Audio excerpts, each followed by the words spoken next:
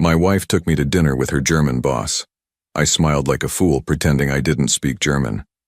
She caressed her stomach and told him, "Don't worry, the idiot is so happy about the pregnancy. He will raise your son thinking it's his." I calmly poured more wine and said in perfect German, "I'm glad to have you here. Follow this story until the end and comment the city you're watching from, so I can see how far my story has reached." I should have known something was wrong the moment Cassidy suggested dinner with her boss. In our 5 years of marriage, she had never once wanted me to meet Albert Richter. She always claimed their relationship was strictly professional, that mixing business with personal life was inappropriate. Yet there I was, sitting across from them at Das House, watching my wife laugh at his jokes with an intimacy that made my stomach turn. The restaurant was exactly the kind of place Cassidy loved. Expensive, exclusive, the type where a single meal cost more than most people spent on groceries in a week. The mahogany paneling gleamed under soft lighting, and the scent of sauerbraten and fresh bread filled the air. White tablecloths crisp as fresh snow, crystal glasses that caught the light just so. Everything perfect, everything calculated to impress. Albert had chosen the restaurant, of course. He was the type of man who always had to be in control, had to show his wealth and sophistication. 48 years old, impeccably dressed in what I recognized as a $3,000 suit, his silver hair slicked back in a way that screamed European sophistication. His accent was slight but noticeable, a reminder of his German heritage that he wore like a badge of honor. I sat there in my off-the-rack blazer, feeling distinctly out of place. At 43, I had done well for myself as an electrical engineer, pulling in $250,000 a year, but in this crowd I might as well have been a janitor.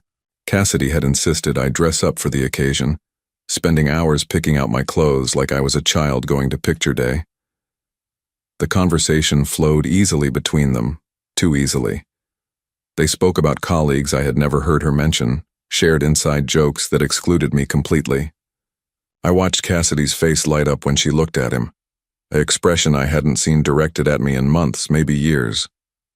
The way she leaned forward when he spoke, how her fingers traced the rim of her wine glass when she laughed at his stories. I tried to participate, asking polite questions about their work, but every attempt felt forced, artificial. They would pause, include me just enough to be polite, then dive back into their private world. I was a third wheel at my own wife's dinner, an uncomfortable observer to an intimacy I was beginning to recognize wasn't entirely professional. Cassidy looked radiant that night. She had spent the entire afternoon at the salon, getting her blonde hair styled in loose waves that framed her face perfectly. Her makeup was flawless, her dress a deep emerald that I had never seen before and probably cost more than my car payment. She was glowing in that way pregnant women are supposed to glow, her hand occasionally drifting to the small bump that was just beginning to show. The pregnancy had been a surprise, announced just 3 months earlier with tears of joy and promises of the perfect family we would build together. I remembered the moment she showed me the positive test, how my heart had soared with the possibility of becoming a father. At 43, I had given up on the idea of children, but suddenly there was this gift, this second chance at the family I had always wanted. Now, watching her across the table, something felt wrong. The timeline had always bothered me, though I had pushed the doubts aside. She had announced the pregnancy right after returning from a business trip to Munich, the same trip where she had worked closely with Albert on a major acquisition. When I asked about the dates, she had been vague, dismissive, telling me I worried too much about details. The waiter brought another bottle of wine, something German that Albert had selected with great ceremony. He poured for all of us, though Cassidy only pretended to sip hers, citing the pregnancy. I noticed Albert didn't seem disappointed by her abstinence. If anything, he seemed pleased, protective even. The way he looked at her when she mentioned the baby made something cold settle in my stomach. That was when they started speaking German. It began innocuously enough. Albert made a comment about the wine, something about the region it came from. Cassidy responded in what I assumed was agreement, her pronunciation smooth and confident. I had known she spoke some German from her college years, but I had never heard her speak it with such fluency, such comfort. I sat there, smiling like the fool they clearly thought I was, as their conversation shifted entirely into German. They didn't even attempt to include me, didn't pause to translate or explain. I was simply furniture at that point, a decoration that happened to be sharing their table. My grandmother had been German. She had come to America as a young woman but had never lost her language, her culture. She had insisted on teaching me German as a child, making me spend summers with her practicing until I was fluent. It was one of my few secrets, something I had never shared with anyone, not even Cassidy. There had never been a reason to mention it, never been an opportunity where it mattered. Until tonight. I listened, my face maintaining the same polite, confused smile, as Albert told my wife how proud he was of her performance. Not her work performance, but her performance with me. How convincing she was. How well she played the role of the devoted wife. My hand tightened around my wine glass as Cassidy laughed, a sound like crystal breaking. She told him how easy it was, how I believed everything she said without question, how trusting I was, how naive. The word she used was tölpelhaft, foolish, clumsy, stupid. Albert leaned closer, his voice dropping to what he probably thought was a whisper. He asked about my reaction to the pregnancy news, whether I had suspected anything. Cassidy shook her head, her hand moving to caress her stomach in a gesture I had thought was maternal instinct but now recognized as something else entirely. Don't worry, she said in German, her voice filled with cruel amusement. The idiot is so happy about the pregnancy. He will raise your son thinking it's his. The world stopped. Everything around me seemed to freeze in that moment. The gentle clinking of glasses from other tables, the soft murmur of conversations, the warm glow of the candlelight, all of it faded into background noise as those words echoed in my mind. Your son. Not our son. Your son. I sat there, my face still wearing that same stupid, trusting smile, as my entire life collapsed around me. 5 years of marriage, reduced to a performance. 3 months of joy about becoming a father, revealed as the cruelest joke imaginable. Every tender moment, every shared dream, every promise of forever. Nothing but lies crafted by a woman who saw me as nothing more than a fool to be manipulated. Albert reached across the table and squeezed her hand, their fingers intertwining in a gesture so intimate it made me physically ill. He told her how much he loved her, how excited he was about their child, how perfectly everything was working out. They had been planning this for months, he said. The pregnancy, the timing, even this dinner was all part of their elaborate deception. I watched my wife, the mother of the child I had been preparing to love with every fiber of my being, nod and smile as her lover praised her for her ability to lie to my face. She was good at it, he said, a natural actress. She could make me believe anything. The waiter approached our table asking if we needed anything else. I looked up at him, my throat dry, my voice somehow steady despite the earthquake happening inside my chest. Actually, yes, I said, my words cutting through their German conversation like a blade through silk. I think we need to discuss something important. Albert and Cassidy both turned to look at me, their faces still relaxed and happy, not yet realizing that everything was about to change. I reached for the wine bottle, my movements deliberate and controlled. I poured myself a generous glass, the dark red liquid catching the candlelight like blood. Then I set the bottle down carefully, precisely, in the exact center of the table. I raised my glass slightly as if making a toast, and looked directly into Albert's surprised eyes. Prost, I said clearly, letting the German word hang in the air between us. To new beginnings and the end of illusions. The color drained from Cassidy's face so quickly I thought she might faint. Albert's mouth fell open, his confident smile crumbling into something approaching terror. The silence that followed my German toast was deafening.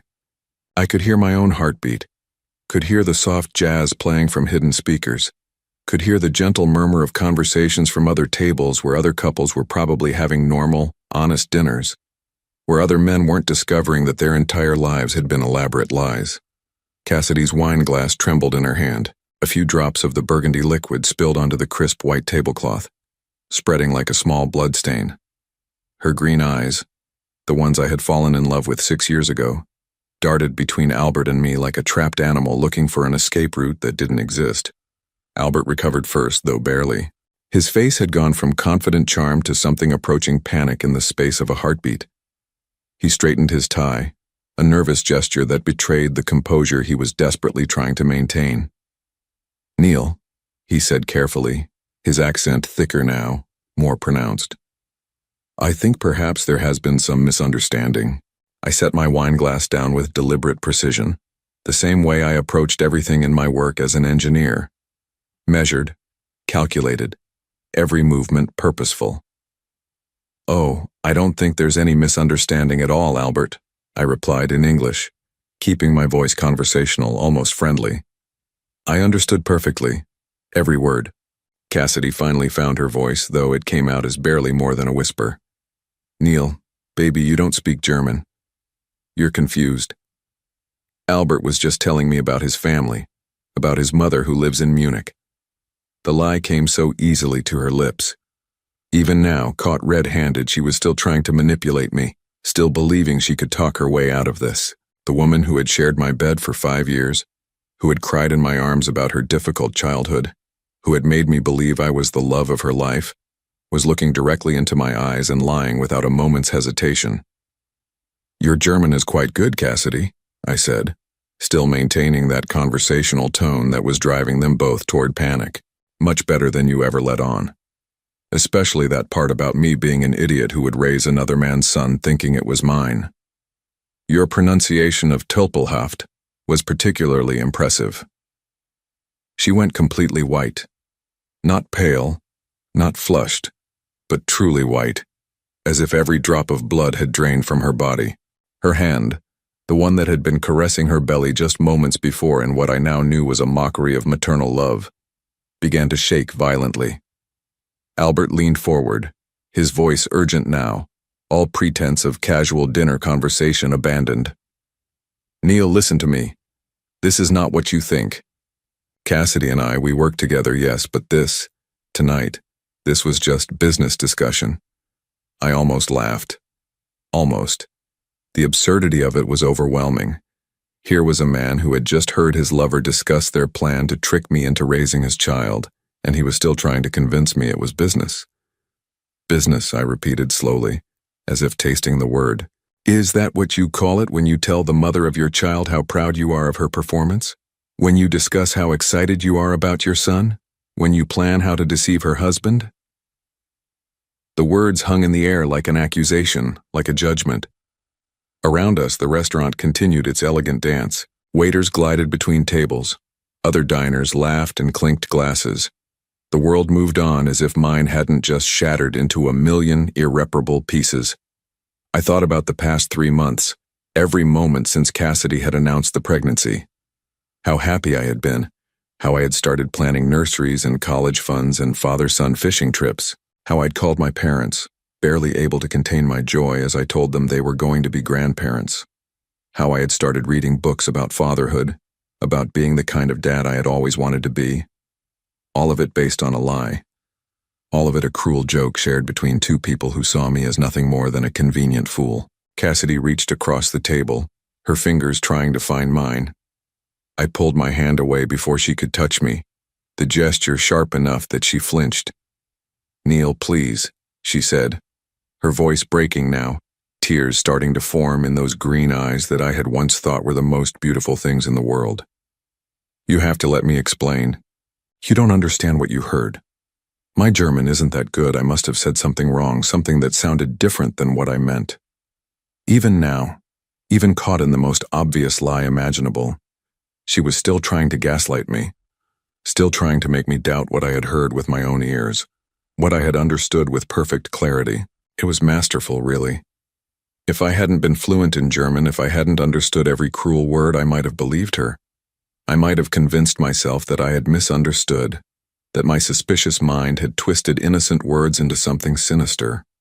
The realization of how completely I had been fooled was almost as devastating as the betrayal itself. How many other times had she lied to me? How many other conversations had she had about me in languages she thought I couldn't understand? How many other people knew about her deception, her performance as the loving wife? "How long?" I asked, my voice barely above a whisper. Albert and Cassidy exchanged a look, a moment of silent communication that told me everything I needed to know. This wasn't new.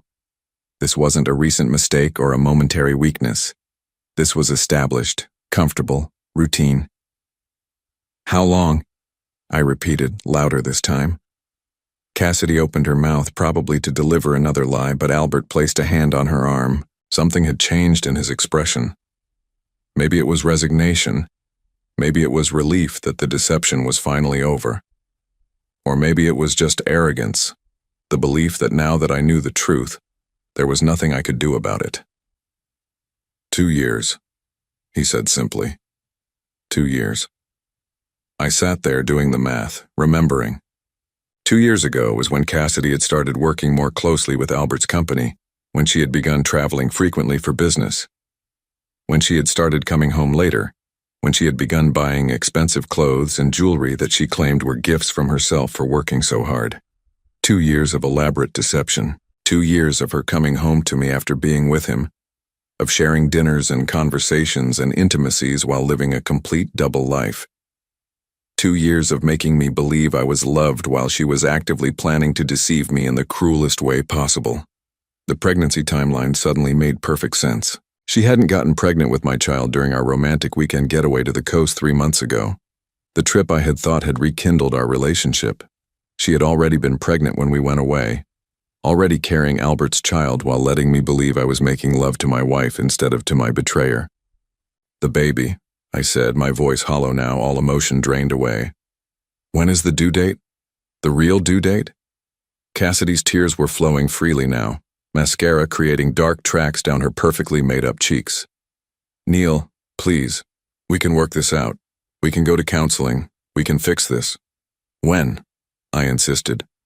"December," Albert answered when Cassidy couldn't. "December 15th. I counted backwards in my head. If she was due in December, that meant she had gotten pregnant in March. But she hadn't told me about the pregnancy until June, claiming she was just 6 weeks along. Another lie. Another calculated deception designed to make me believe the child was mine. The waiter appeared at our table again, his professional smile faltering as he took in the scene. Cassidy crying, Albert looking grim and defensive, me sitting perfectly still like a man in shock. "Is everything all right here?" he asked carefully. "Actually," I said, standing up slowly, my legs surprisingly steady despite the fact that my entire world had just collapsed. "I think I need some air. Albert, I believe you'll be taking care of the check tonight. It seems like the least you can do." I reached for my wallet, but Albert waved me off. "Neil, wait, we need to talk about this. We need to figure out how to handle this situation." Handle this situation. As if my destroyed marriage was a business problem to be solved, a complication in their love affair that needed to be managed. "There's nothing to handle," I said, my voice perfectly calm now, almost conversational. "You two can have each other. You've already been having each other for 2 years. You're having a child together. It seems like everything has worked out exactly as you planned." I started to walk away, but Cassidy's voice stopped me. "Where are you going?" she called out, loud enough that other diners turned to look. "Neil, you can't just leave. We live together. We're married. We have to work this out." I turned back to look at her. This woman who had shared my bed and my dreams and my hopes for the future, while systematically destroying everything real between us. She looked desperate now, frightened, as if she was only just beginning to understand that her carefully constructed world was about to fall apart. "No, Cassidy," I said quietly. "We don't have to work anything out. You made your choice 2 years ago. You made it again 3 months ago when you decided to try to trick me into believing your lover's child was mine. And you made it tonight when you sat here laughing about how easy it was to fool me." The restaurant around us had grown quieter, other patrons clearly aware that they were witnessing something dramatic but trying to pretend otherwise. I didn't care. Let them watch. Let them see what happened when a man's life fell apart over German wine and sauerbraten. "You want to know the funny thing?" I said, looking between the two of them. "I actually loved you, both of you in different ways. I loved you, Cassidy, with everything I had. And I respected you, Albert, as a colleague and a businessman. I thought you were both better than this. I pulled out my phone and set it carefully on the table in front of them. "I've been recording our conversation since you started speaking German," I lied smoothly, watching their faces crumble with the implication. Amazing what technology can do these days. Translation software, voice recognition. A man doesn't even need to speak German to understand what's being said about him. Of course, I hadn't been recording anything, but they didn't know that. And the fear in their eyes told me everything I needed to know about how much they had to lose if the truth came out. "I'll be gone when you get home," I told Cassidy as I picked up my phone. "Don't try to contact me. Don't try to explain. Don't try to fix this. Some things can't be fixed. I walked away from the table, away from my wife and her lover and their child and their elaborate deception, feeling strangely lighter with each step. Behind me, I could hear Cassidy calling my name, her voice high and desperate. But I didn't turn around. I drove around the city for 2 hours after leaving the restaurant, my hands gripping the steering wheel so tightly my knuckles had gone white. I wasn't ready to go home yet, wasn't ready to face the physical reminders of a marriage that had been nothing but an elaborate performance. The house we had chosen together, the photos on the mantel, the nursery we had started planning in the spare bedroom, all of it contaminated now by the truth. Instead, I found myself parked outside a 24-hour diner on the outskirts of town, nursing coffee that tasted like motor oil and trying to make sense of what I had learned. The fluorescent lights buzzed overhead, casting everything in a harsh, unforgiving glow that seemed appropriate for the moment. This wasn't the kind of revelation that deserved soft candlelight and wine glasses. This was the kind of truth that needed to be examined under the brightest, most unforgiving light possible. My phone had been buzzing constantly since I left the restaurant. 17 missed calls from Cassidy, 11 text messages that I couldn't bring myself to read. 3 calls from Albert, which surprised me. What could he possibly have to say? What excuse could he offer for sleeping with another man's wife and planning to trick that man into raising his child? I finally turned the phone completely off and sat in the silence, trying to remember when I had first started learning German. My grandmother, Oma Greta, had been a formidable woman who believed that education was the only thing that could never be taken away from you. She had survived the war, immigrated to America with nothing but the clothes on her back and a fierce determination to build a better life for her family. Every summer, from the time I was 8 until I turned 16, she had made me spend 2 months with her, speaking nothing but German. At first I had hated it. I was a typical American kid who wanted to spend his summers playing baseball and riding bikes, not conjugating verbs and memorizing vocabulary. But Oma Greta was relentless. She would hide my comic books until I could recite my lessons perfectly. She would make me translate American movies as we watched them together. She would speak to me only in German, forcing me to respond in kind or go without whatever I was asking for. By the time I was in high school, I was completely fluent. More than fluent, actually. I could think in German, dream in German, understand not just the words, but the subtle cultural nuances that gave those words meaning. It was a skill I was proud of, but it had never seemed relevant to my adult life. None of my friends spoke German. I didn't travel to German-speaking countries. I had never even mentioned it on job applications because it wasn't useful for an electrical engineer working with American companies. I had certainly never told Cassidy about it. When we first started dating, she had mentioned studying German in college, and I had nodded politely and changed the subject. There had been no reason to reveal my fluency. It was just one of those random facts about myself that didn't seem worth sharing, like the fact that I could juggle or that I knew all the words to every Beatles song. Now that random, seemingly irrelevant skill had revealed the most important truth of my life. When I finally drove home, it was nearly midnight. The house was dark, except for the porch light that Cassidy always left on for me when I worked late. A normal gesture from a normal wife in what I had thought was a normal marriage. Now even that small kindness felt calculated, part of the performance she had been putting on for 2 years. Her car was in the garage, but I could see she was awake. Light spilled out from under the bedroom door, and I could hear her moving around upstairs. Pacing probably, planning what to say when I came home, crafting the next set of lies that might save her carefully constructed deception. I didn't go upstairs. Instead, I went to my study. The one room in the house that was completely mine. Dark leather furniture that I had chosen, bookshelves filled with technical manuals and classic novels, a desk where I sometimes worked on freelance projects or just sat and thought. It smelled like the expensive scotch I kept in the bottom drawer and the leather cleaner I used on the furniture. It was my sanctuary, the place I retreated to when I needed to think.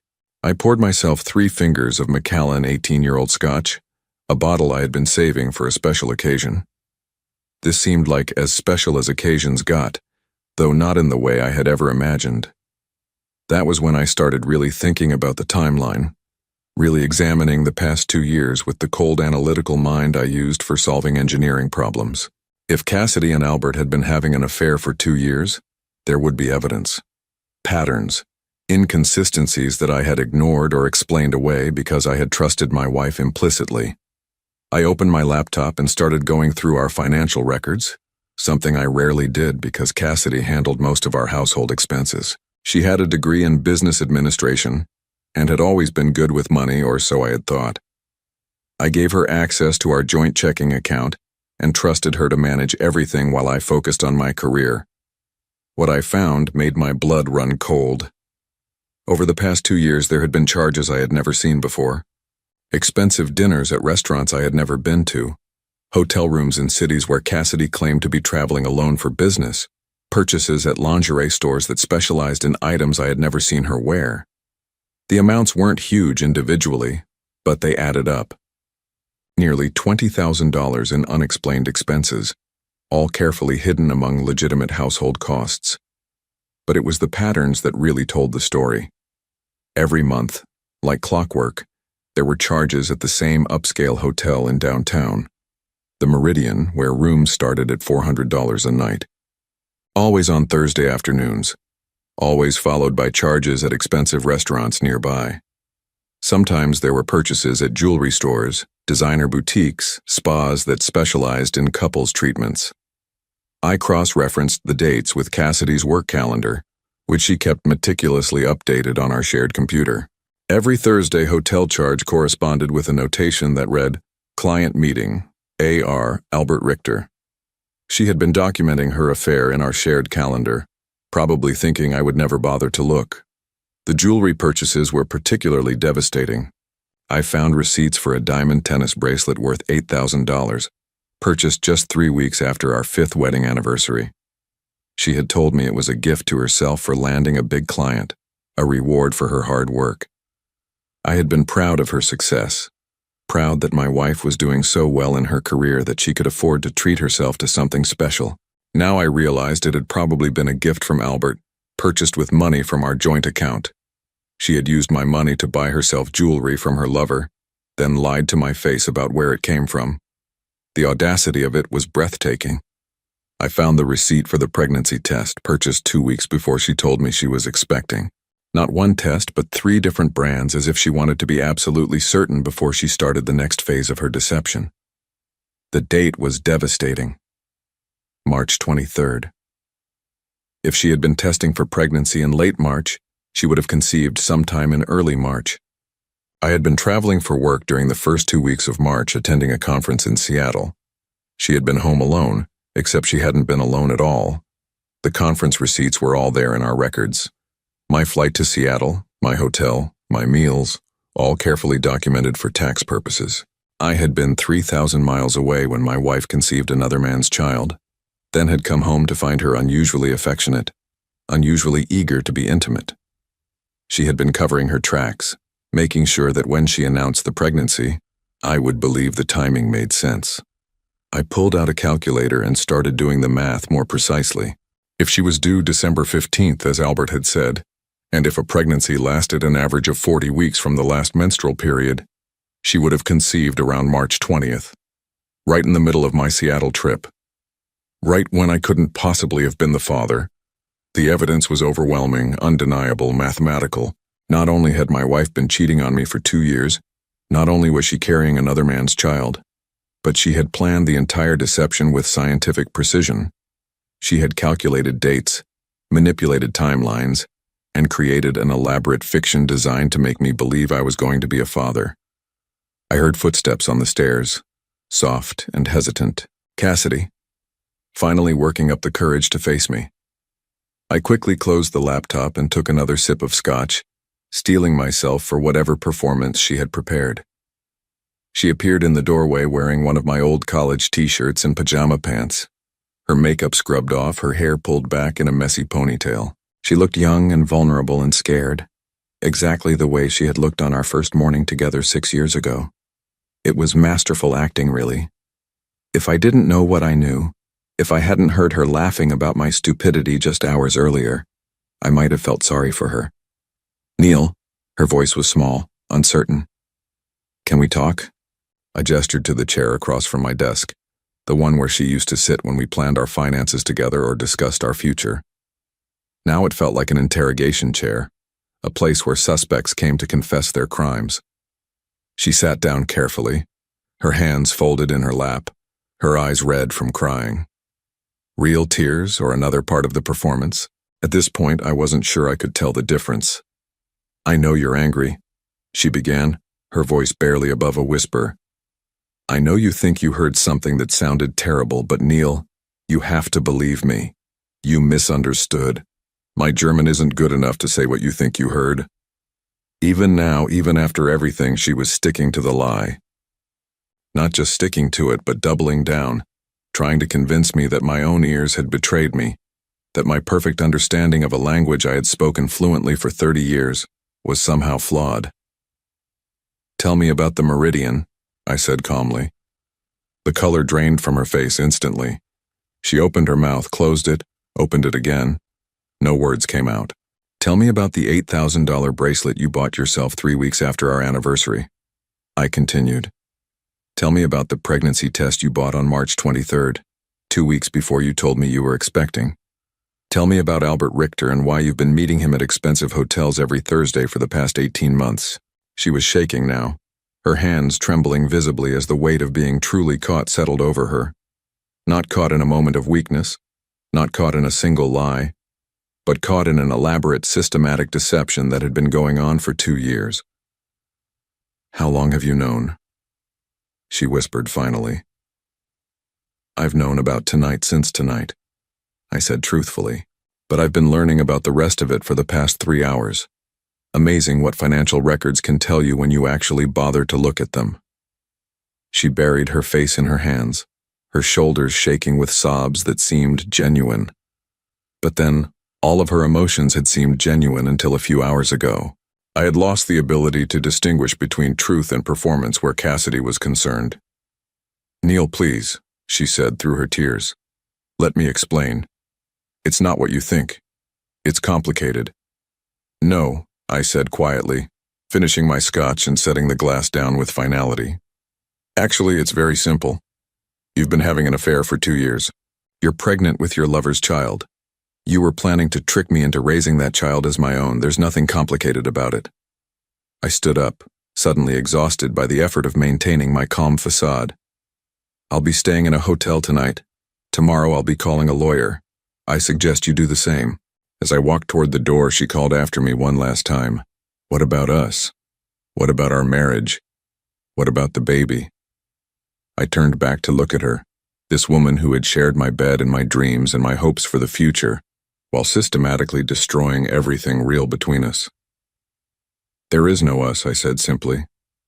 "There never was. And it's not my baby."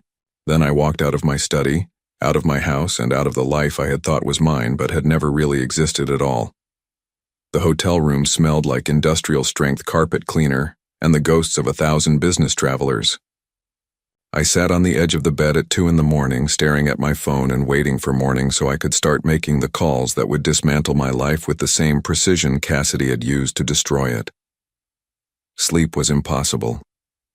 Every time I closed my eyes, I saw Cassidy's face at dinner, radiant and cruel as she told Albert how easy it was to fool me. I heard her voice describing me as an idiot who would raise another man's son without question. I felt that moment of realization over and over again, that sickening drop in my stomach as everything I thought I knew crumbled into dust. The financial records were spread across the hotel desk like evidence in a crime scene, which I supposed they were.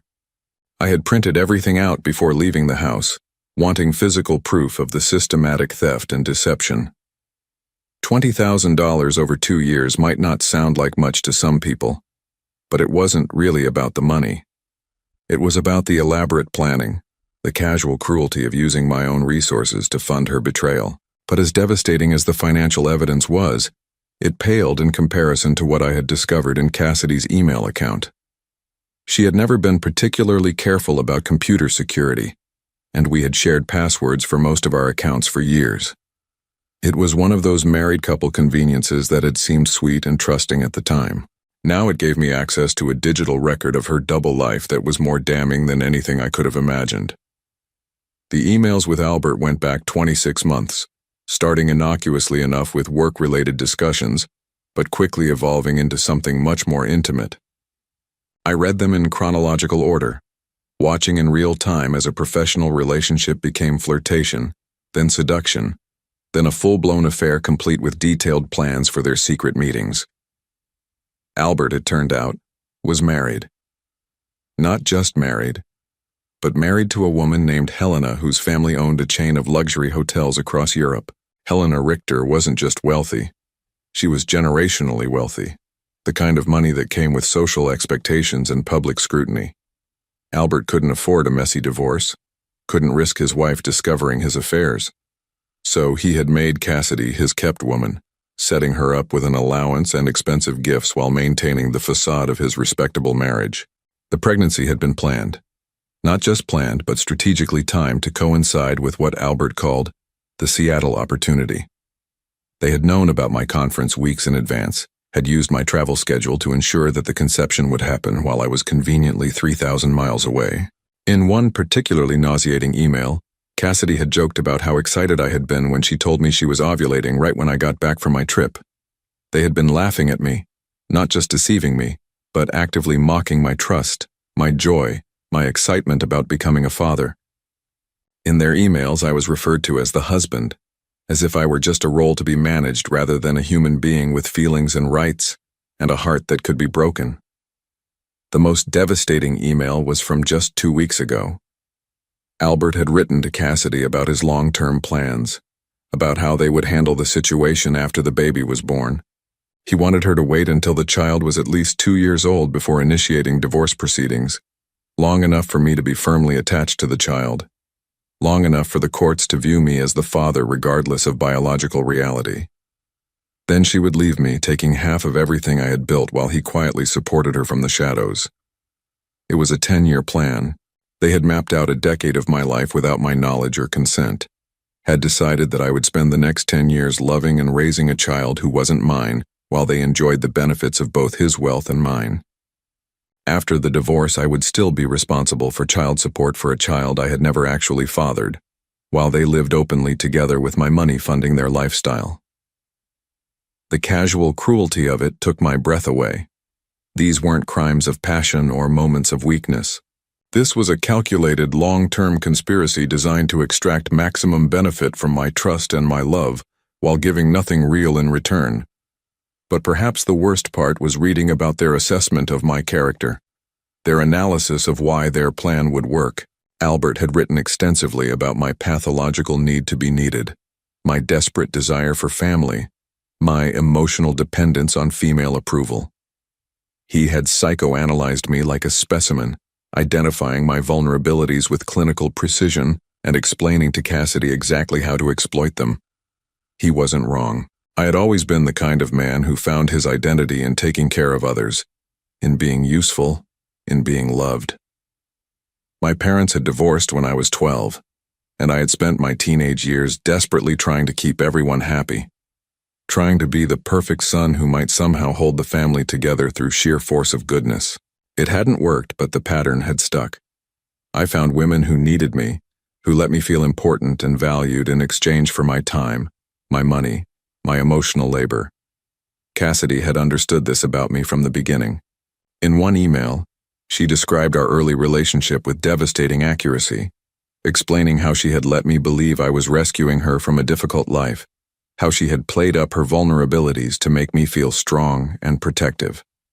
Every intimate moment we had shared, every time she had cried in my arms about her difficult childhood, or her struggles with self-confidence, had been a calculated performance designed to bind me more tightly to her.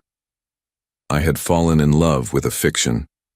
Worse, I had fallen in love with a fiction that was specifically designed to exploit my deepest emotional needs while serving her financial interests. The hotel room felt like a tomb as I sat there surrounded by the evidence of my own gullibility. But mixed with the pain and humiliation was something else, something cold and focused that I barely recognized as part of myself. It was rage, yes, but rage transformed into something more useful, something like determination. They had made one crucial mistake in their elaborate plan. They had underestimated me. Albert's emails revealed a great deal more than just his relationship with Cassidy. He was apparently a serial adulterer, with at least 2 other women receiving similar allowances and gifts over the past 5 years. He had a pattern, a system for managing multiple affairs while keeping his wife ignorant and his reputation intact. But patterns could be exposed and systems could be disrupted. More importantly, his emails contained detailed information about his business dealings, including several ventures that existed in legal gray areas, import duties that were being avoided through creative paperwork, tax shelters that pushed the boundaries of legality, partnerships with companies that existed only on paper. Albert was the kind of businessman who believed rules were for other people, and his correspondence with Cassidy included enough incriminating details to cause serious problems for him if they fell into the wrong hands. I spent the rest of the night making notes, creating a timeline, organizing evidence. Not just evidence of the affair, but evidence of everything. Financial irregularities, tax issues, immigration problems related to Albert's frequent travel between countries. By morning, I had assembled a comprehensive dossier that would make Albert's life very complicated if it became public. But I wasn't interested in public exposure. Public exposure was messy, unpredictable, potentially damaging to me as well as to them. I was interested in something much more precise, much more satisfying. When the sun finally came up, I called my lawyer first, then my accountant, then my bank. By 10 in the morning, I had frozen our joint accounts, initiated proceedings to protect my individual assets, and begun the process of documenting every shared expense from the past 2 years. I was treating this like the business transaction it had always been, approaching it with the same methodical precision I brought to engineering problems. The divorce would be swift and brutal. Cassidy would discover that the man she had dismissed as an easily manipulated fool was actually quite capable of protecting his interests when necessary. She would get nothing beyond what the law absolutely required, and given the evidence of her financial deception, even that would be minimal. But Albert was a different matter entirely. Albert required a more sophisticated approach. I made one more phone call that morning to a private investigator I had worked with years earlier on a patent dispute case, someone who specialized in corporate investigations, who understood how to gather information without leaving fingerprints, who knew how to turn evidence into leverage. "I need you to look into someone," I told him. "Someone who has been very careless about keeping secrets." By noon, the machinery of my revenge was in motion. Quiet, legal, devastating revenge that would unfold over weeks and months rather than moments. The kind of revenge that would teach both of them that some people should not be underestimated, some trust should not be betrayed, and some hearts should not be broken for sport.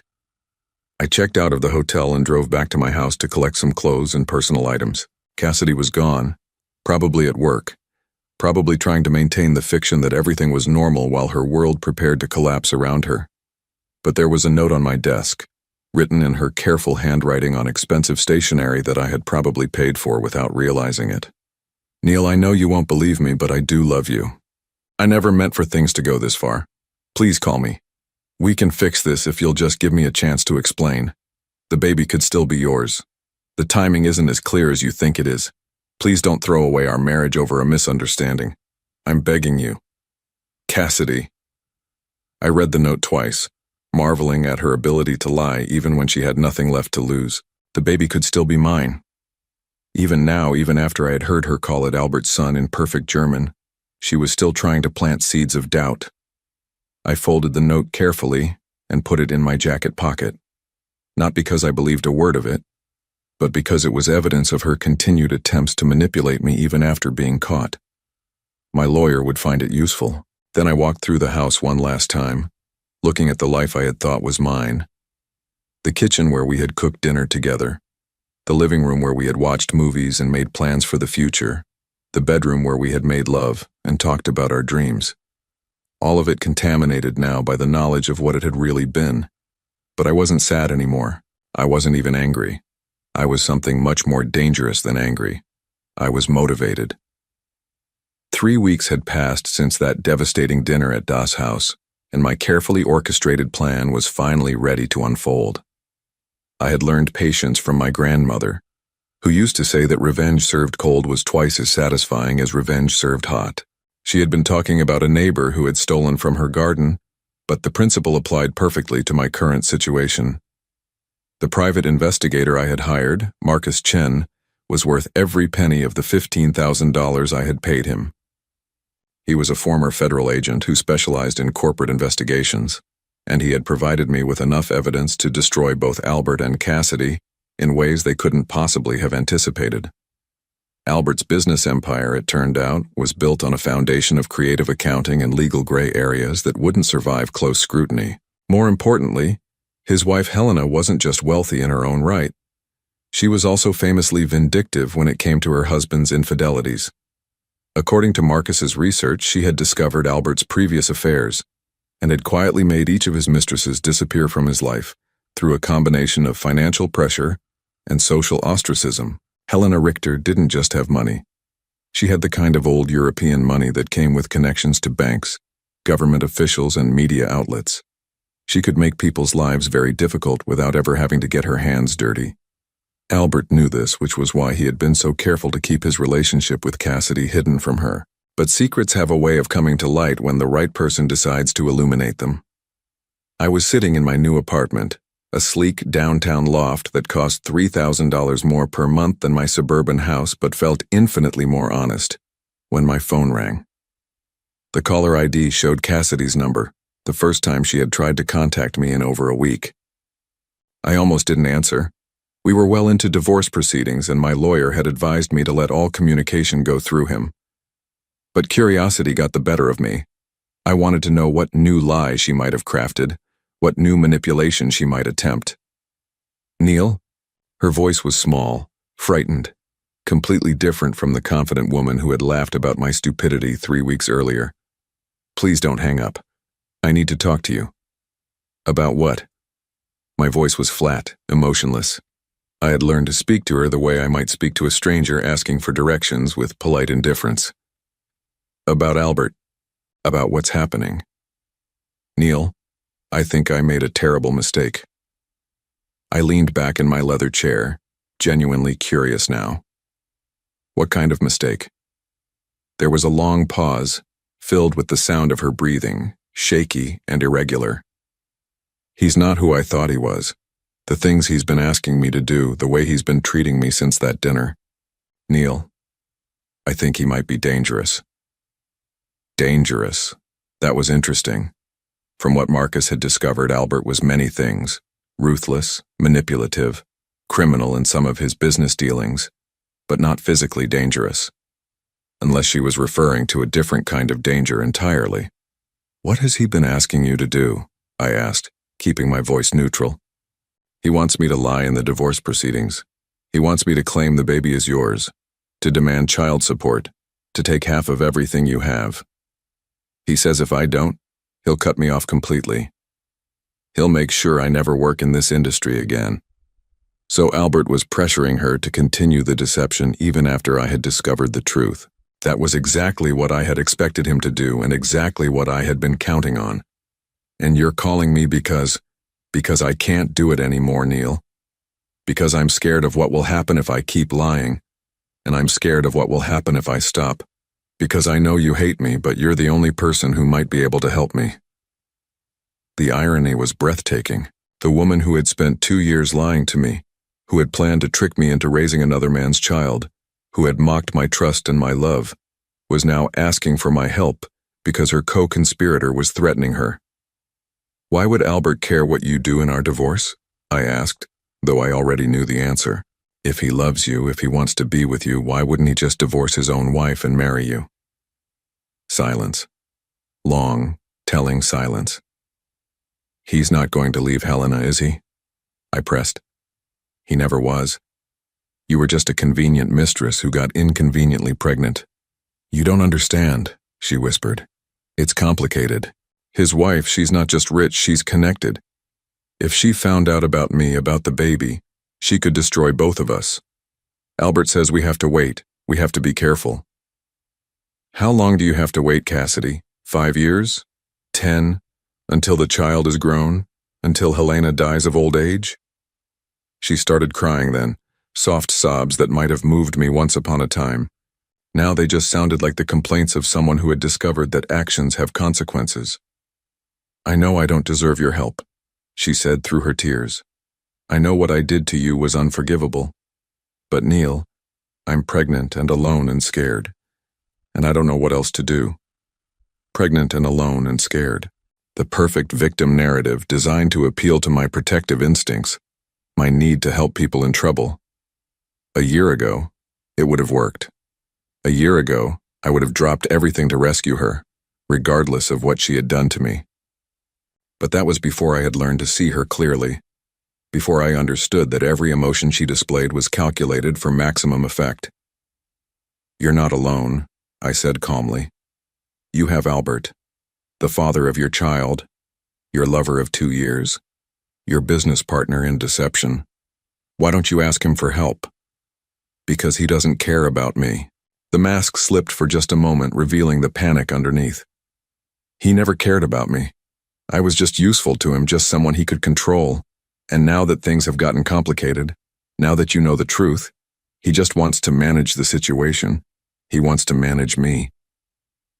Welcome to the club, I thought, but didn't say. Albert had been managing her for 2 years, just like she had been managing me.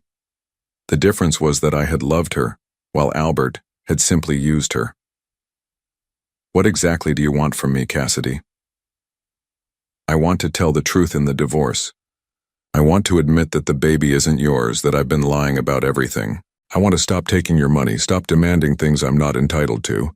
But Albert says if I do that, he'll ruin me. He'll make sure I can't find work anywhere. He'll tell everyone I'm unstable, unreliable. He has connections, Neil. He can destroy my reputation with a phone call. So she wanted to confess, but only because continuing the lie had become more dangerous than telling the truth. Not because she felt guilty, not because she wanted to do the right thing, but because Albert was no longer protecting her, and she needed a new protector. And you think I should protect you from the consequences of your own choices? I think you should want the truth to come out, she said, her voice gaining strength as she found her angle. I think you should want everyone to know that you're not the father, that you're not responsible for this child. I think you should want your freedom. She wasn't wrong. I did want my freedom and I did want the truth to come out. But not because she was offering it to me as a gift. The truth was going to come out regardless in ways that would be far more devastating than anything she could achieve by simply confessing in divorce court. I'll think about it, I lied smoothly. But Cassidy, you need to understand something. Whatever protection you think I might offer you, whatever help you think I might provide, you gave up the right to that 2 years ago when you started lying to me. You certainly gave it up 3 weeks ago when you sat in that restaurant laughing about how easy it was to fool me. Neil, please? I'll be in touch, I said, and hung up before she could say anything else. I sat in the silence of my new apartment, looking out at the city lights, feeling something that might have been satisfaction if it hadn't been so cold. Cassidy was finally beginning to understand the position she had put herself in. Albert was showing his true colors, revealing that she had never been anything more to him than a useful tool. And tomorrow, the final phase of my plan would begin. I had sent Helena Richter a carefully crafted email 3 days earlier, using an anonymous account and including just enough information to pique her curiosity without revealing my identity. Details about Albert's Thursday afternoon hotel visits, copies of credit card receipts for jewelry purchases that had never appeared in her jewelry box, photographs that Marcus had taken of Albert and Cassidy together at restaurants around the city. Nothing that could be traced back to me. Nothing that violated any laws, just information that a concerned citizen thought she should have about her husband's activities. Helena had responded within hours, hiring her own investigators to verify the information I had provided. By now, she would have confirmation that her husband was not only having an affair, but that he had gotten his mistress pregnant and was planning to use another man's money to support their child. According to Marcus's research into her previous responses to Albert's infidelities, Helena didn't get mad. She got thorough. She would dismantle Albert's life piece by piece, methodically and legally, using her resources and connections to ensure that he lost everything that mattered to him. His business partnerships, his social standing, his comfortable lifestyle, all of it would disappear as she exerted the kind of pressure that money and influence could bring to bear. Albert thought he was safe because he had been careful. He thought his wealth and his charm and his carefully cultivated reputation would protect him. He had never imagined that his discarded victims might be intelligent enough, patient enough, or motivated enough to destroy him using his own weapons against him.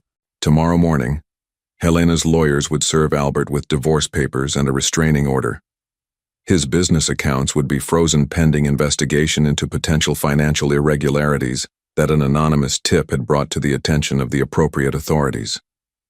His carefully constructed world would begin to collapse, and he would be too busy trying to save himself to worry about managing Cassidy or pressuring her to continue lying.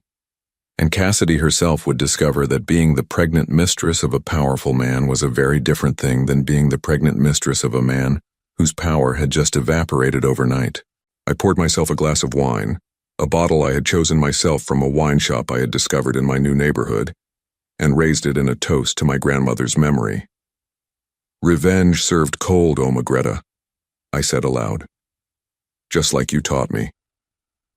The city sparkled beyond my windows, full of possibilities I was only beginning to explore. For the first time in 2 years, maybe longer, I felt genuinely free. Not just free from Cassidy's lies or Albert's manipulation, but free from the need to be someone else's solution to their problems. My phone buzzed with a text message from Marcus. "It's done." Helena's people moved faster than expected. Albert's offices were sealed this morning, and he's been arrested on charges of tax evasion and fraud. Thought you'd want to know. I smiled, feeling the last pieces of my carefully laid plan click into place. Albert would spend the next several years dealing with federal charges, divorce proceedings, and the complete destruction of his business empire. He wouldn't have time to threaten anyone, wouldn't have resources to ruin careers or manipulate frightened pregnant women. And Cassidy would be truly alone for the first time in years, forced to face the consequences of her choices without anyone to protect her or manage the situation for her. It was, as my grandmother would have said, a very satisfying dinner indeed.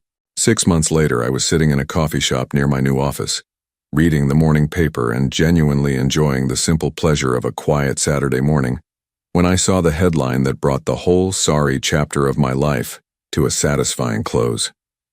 Local businessman sentenced to 7 years for tax evasion and fraud. The article was brief but thorough. Albert Richter, former CEO of Richter International Holdings, had been sentenced to 7 years in federal prison and ordered to pay $4.8 million in restitution to various government agencies. His business empire had been liquidated to pay his debts, his assets seized, his reputation destroyed. The article mentioned that his wife, Helena Richter, had divorced him while he was awaiting trial and had publicly stated that she would not be visiting him in prison. There was no mention of Cassidy in the article, but I knew from my lawyer that she had given birth to a son 3 months earlier. A son that Albert would never meet outside of a prison visiting room, assuming Helena didn't use her influence to prevent even that small contact. Cassidy was living with her sister in Phoenix now, working as a receptionist at a medical clinic and struggling to make ends meet on $12 an hour. She had finally told the truth in our divorce proceedings, admitting that the child wasn't mine and relinquishing any claim to alimony or support. Not out of honesty or remorse, but because continuing the lie would have required Albert's backing, and Albert was no longer in a position to back anyone. My lawyer had been pleased with how quickly everything was resolved once she stopped fighting. I folded the newspaper carefully and set it aside, feeling something that might have been closure. Not satisfaction exactly, because there was no joy in seeing 2 people's lives destroyed, even when they had richly deserved their fate. But there was a sense of completion, of justice served and balance restored. The coffee shop was busy with the Saturday morning crowd, families with children, couples reading books together, students with laptops and dreams of changing the world. Normal people living normal lives, unencumbered by elaborate deceptions and carefully calculated betrayals. It was the kind of scene I had forgotten existed during my marriage to Cassidy, when every interaction had been filtered through layers of lies and manipulation. "Excuse me, is this seat taken?" I looked up to find a woman about my age standing next to my table, gesturing to the empty chair across from me. She had kind eyes behind wire-rimmed glasses and graying brown hair that she wore in a simple style that somehow made her look both professional and approachable. She was carrying a worn leather briefcase and what appeared to be student papers that needed grading. "Please," I said, gesturing to the chair, "all yours." She sat down with a grateful smile, spreading her papers across the table with the practiced efficiency of someone who had learned to work in whatever space was available. "Dr. Sarah Mitchell," she said, extending her hand. "And thank you. I have about 30 essays to grade before Monday and my apartment is being fumigated, so I'm temporarily homeless." "Neil Harrison," I replied, shaking her hand. "What subject do you teach?" "Psychology at the community college, and you?" "Electrical engineer. Though I'm between projects at the moment, so I have more free time than usual." She smiled, a genuine expression that reached her eyes in a way I had almost forgotten was possible. Free time. I remember that concept vaguely from graduate school. We worked in comfortable silence for the next hour, she grading papers and occasionally muttering things like, "Did this student even read the assignment?" while I responded to emails from potential new clients. It was peaceful in a way I hadn't experienced in years, sharing space with someone without feeling the need to perform or impress or carefully monitor their mood for signs of disapproval.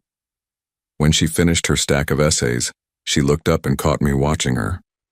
"I'm sorry," she said with a slight laugh. I must have been muttering to myself. "Occupational hazard of grading papers." "Not at all," I said. "I was just thinking how nice it is to work next to someone who's actually doing what they appear to be doing." She raised an eyebrow. "That's an oddly specific thing to appreciate." I found myself telling her about Cassidy, though not in detail and not with bitterness, just the basic facts. A marriage that ended when I discovered my wife had been living a double life. A divorce that was finalized 3 months earlier. The ongoing process of rebuilding my life from scratch. I surprised myself by how easy it was to talk to her, how little emotional charge the story carried when I told it to someone who hadn't been part of it. "I'm sorry," she said when I finished. "That must have been incredibly difficult." "It was," I admitted. "But it was also liberating, in a strange way. I spent 2 years thinking I was losing my mind because nothing my wife said ever quite made sense. Nothing she did ever quite added up. Discovering that I wasn't crazy, that she really was lying about everything, was almost a relief." Sarah nodded thoughtfully. "I see that sometimes in my students. They come in convinced they're stupid because they can't understand their relationships, can't figure out why nothing their partner does makes sense. Usually it turns out they're not stupid at all. They're just dating someone who lies constantly." "Is that a common phenomenon?" "More common than you'd think," she said.